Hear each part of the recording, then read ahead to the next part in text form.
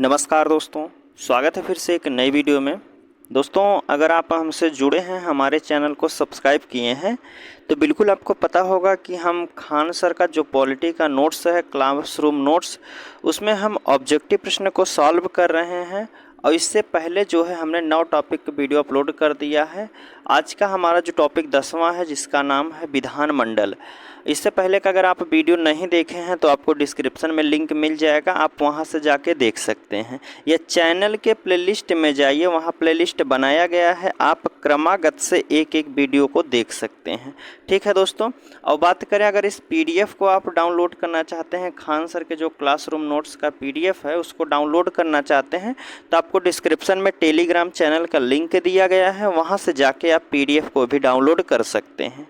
ठीक है दोस्तों, तो चलिए हम प्रश्न शुरू करते हैं विधानमंडल में। तो देखिए, इसमें पूछा जा रहा है कि राज्य विधान परिषद के सदस्य निम्नलिखित में से किस श्रेणी से नहीं चुने जाते हैं। राज्य विधान परिषद के जो सदस्य चुने जाते हैं, इनमें से किस श्रेणी से नहीं चुने जाते हैं। तो पहला ऑप्शन दिया है स्थानीय निकायों या फिर पंचायतों के सदस्य द्वारा चुने जाते हैं, तो आप कहेंगे जी बिल्कुल सही है, तो बात सही कही है। शिक्षक के द्वारा भी चुने जाते हैं, स्नातक के विद्यार्थी जो 3 वर्ष पूर्ण कर चुके हैं उनके द्वारा भी चुने जाते हैं, लेकिन उद्योगपतियों द्वारा जो है यह नहीं चुने जाते हैं। ठीक है दोस्तों, किसके द्वारा? उद्योगपति द्वारा विधान परिषद के सदस्य जो है नहीं चुने जाते हैं। ठीक है, चलिए अगले प्रश्न की बात कर लेते हैं। देखिए, दूसरा प्रश्न आपसे पूछा जा रहा है कि निम्नलिखित भारतीय राज्यों में से किसकी राज्य विधानसभा सदस्यों की संख्या अधिक है। किस राज्य में विधानसभा सदस्यों की संख्या सबसे अधिक है, इन ऑप्शन में से पूछा गया है। अरुणाचल प्रदेश, हिमाचल प्रदेश, मणिपुर, मेघालय या इनमें से कोई नहीं। तो पूछा गया है कि विधानसभा की सबसे अधिक सीट किस राज्य में है। तो देखिए, इन 4 ऑप्शन में से पूछा गया है। अरुणाचल प्रदेश की अगर हम बात करते हैं तो अरुणाचल प्रदेश में विधानसभा की टोटल सीट कितनी है? 60 है। कितनी है? तो आप कहेंगे 60 है। और वहीं बात करते हैं मणिपुर की, तो मणिपुर में भी विधानसभा की जो है 60 सीटें हैं। मेघालय में भी जो है विधानसभा की सीटों की संख्या 60 है। और हिमाचल प्रदेश की बात कर लेते हैं तो यहाँ जो है 68 है। विधानसभा की टोटल सीटों की संख्या हिमाचल प्रदेश में 68 है। तो हमसे क्या पूछा है कि सबसे अधिक किस राज्य में है, इन ऑप्शन में से। तो हिमाचल प्रदेश में जो है सबसे अधिक सीटें हैं, कितनी हैं? 68 सीटें हैं। ठीक है, चलिए अगले प्रश्न की बात कर लेते हैं। देखिए, तीसरा प्रश्न आपसे पूछा गया है कि भारत में राज्य विधान पालिकाओं का उच्च सदन कौन सा होता है। राज्य में विधान पालिकाओं का उच्च सदन कौन सा होता है? विधान पालिका परिषद, विधान पालिका समिति या फिर राज्यपाल का कार्यकाल या इनमें से कोई नहीं। पूछा गया है राज्य विधान पालिकाओं का उच्च सदन कौन सा होता है। उच्च सदन की बात की जा रही है तो उच्च सदन जो होता है राज्य में, तो विधान पालिका परिषद होता है। ऑप्शन ए वाला यहाँ सही होगा। ठीक है, चलिए चौथा प्रश्न आपसे पूछा जा रहा है। देखिए, इसमें पूछा जा रहा है कि यदि किसी राज्य की विधानसभा का अध्यक्ष पद त्यागना चाहते हैं तो अपना त्यागपत्र देना चाहिए। किसको देना चाहिए? विधानसभा के अध्यक्ष जो है अपना त्यागपत्र किसको देंगे, यह प्रश्न में पूछा जा रहा है। पहला ऑप्शन है मुख्यमंत्री को देंगे, राज्यपाल को, उपाध्यक्ष को या भारत के राष्ट्रपति को। पूछा गया है राज्य की विधानसभा के अध्यक्ष अपना त्यागपत्र जो है किसको सौंपते हैं, तो आप कहेंगे अपना त्यागपत्र जो है उपाध्यक्ष को सौंपते हैं। ऑप्शन क्या हो जाएगा? सी वाला यहाँ सही होगा।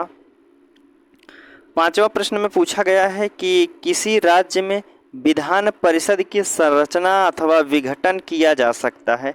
किसी राज्य में विधान परिषद का जो है संरचना निर्माण किया जा सकता है और विघटन किया जा सकता है किसकी अनुमति पर? उस राज्य की विधानसभा द्वारा, केंद्रीय संसद द्वारा, केंद्रीय संसद व राज्यपाल की अनुशंसा पर या फिर राष्ट्रपति द्वारा राज्यपाल की अनुशंसा पर। विधान परिषद का स्थापना या फिर विघटन करना है तो यह केंद्रीय सरकार करेगी। कितना? केंद्रीय संसद द्वारा किया जाएगा। ठीक है दोस्तों, केंद्रीय संसद द्वारा।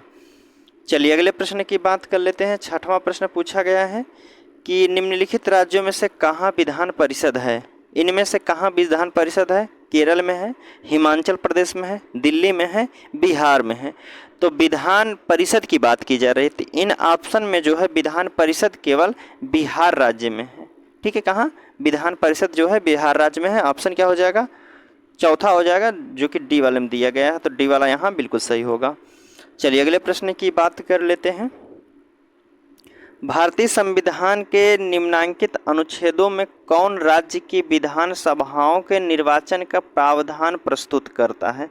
विधान सभा में जो है निर्वाचन होगा, यह किस अनुच्छेद में बातें कही गई हैं? अनुच्छेद 170 या अनुच्छेद 176 या 178 या इनमें से कोई नहीं।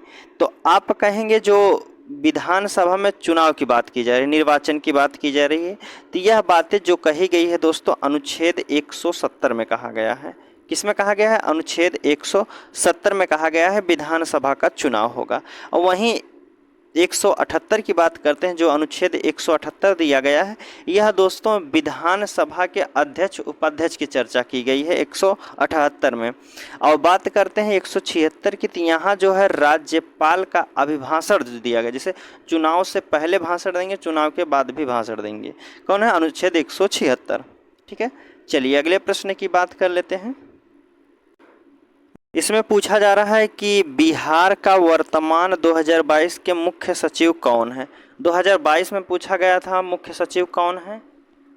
आमिर सुबहानी है या सुजाता चतुर्वेदी है, आर.एस. पासवान है या इनमें से कोई नहीं। तो 2022 की बात की जा रही है, तो उस समय जो थे आमिर सुबहानी थे। कौन थे? आमिर सुबहानी। लेकिन वर्तमान 2024 में कौन है? ब्रिजेश मल्होत्रा हैं। कौन है? ब्रिजेश मल्होत्रा हैं दोस्तों। ब्रिजेश मल्होत्रा हैं 2024 के मुख्य सचिव बिहार के। ठीक है, चलिए अगले प्रश्न की बात करते हैं। देखिए, बिहार का मुख्यमंत्री निम्नलिखित में से कौन नहीं रहा है? इनमें से कौन व्यक्ति हैं जो बिहार के मुख्यमंत्री नहीं रहे हैं?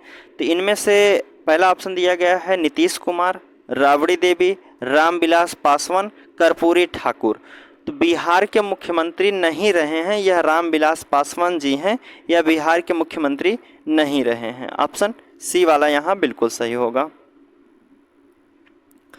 पूछा गया है कि निम्न में से किस राज्य में विधानमंडल का ऊपरी सदन या विधान परिषद नहीं है? किस राज्य में विधानमंडल या ऊपरी सदन जिसे कहा जाता है विधान परिषद, वह नहीं है? किस राज्य में नहीं है? महाराष्ट्र में, उत्तर प्रदेश में, पश्चिम बंगाल में या फिर बिहार में। तो विधानमंडल की जो ऊपरी सदन बिहार विधान परिषद होता है, यह पश्चिम बंगाल में नहीं है। कहाँ? पश्चिम बंगाल में विधान परिषद नहीं है।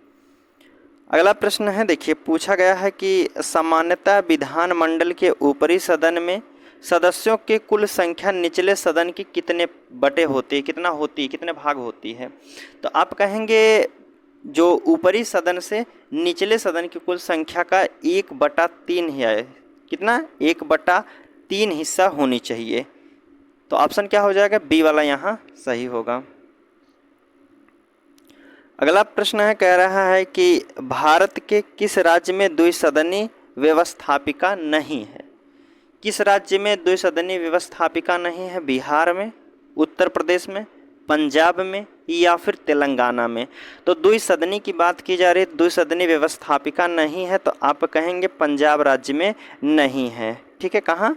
पंजाब राज्य में नहीं है। ऑप्शन सी वाला यहाँ बिल्कुल सही होगा। चलिए 13 नंबर का प्रश्न है, आपसे पूछा गया है कि भारतीय संविधान के निम्नलिखित अनुच्छेदों में से किस एक के अंतर्गत विधान परिषद की स्थापना तथा समाप्ति की व्यवस्था की गई है? किस अनुच्छेद में बताया गया है कि विधानसभा का जो है स्थापना कर सकते हैं और विधानसभा को भी समाप्त कर सकते हैं? किस अनुच्छेद में यह बात की गई है? अनुच्छेद 168, अनुच्छेद 169, अनुच्छेद 170 या 171 में बात की गई है। यहाँ बात की जा रही विधान परिषद की। ठीक है, विधान परिषद की स्थापना और विधान परिषद की समाप्ति की जो बात की गई है, यह अनुच्छेद 169 में कही गई है कि कुल बहुमत का 2/3 भाग आप लाते हैं तो उसके बाद जो है विधान परिषद की स्थापना की जा सकती है। ठीक है, चलिए अगले प्रश्न की बात कर लेते हैं। 14 नंबर का प्रश्न है और आज का लास्ट प्रश्न है। इसमें पूछा जा रहा है कि विधानमंडल में प्रस्तुत किए जाने वाले धन विधेयक का वर्णन संविधान के किस अनुच्छेद में है। धन विधेयक का वर्णन जो है किस अनुच्छेद में बताया गया है, 199 में, 202 में, या फिर 210 में, 212 में बताया गया है। विधानमंडल में प्रस्तुत किया जाने वाले धन विधेयक की बात की जा रही है। विधानमंडल में धन विधेयक किस अनुच्छेद में बताया गया है, तो यह अनुच्छेद 202 में बताया गया है। तो ऑप्शन क्या हो जाएगा, बी वाला यहाँ बिल्कुल सही होगा। ठीक है दोस्तों, तो आज का प्रश्न जो है यहीं समाप्त होता हुआ। चलिए मिलते हैं आपसे अगले वीडियो में, तब तक के लिए धन्यवाद दोस्तों।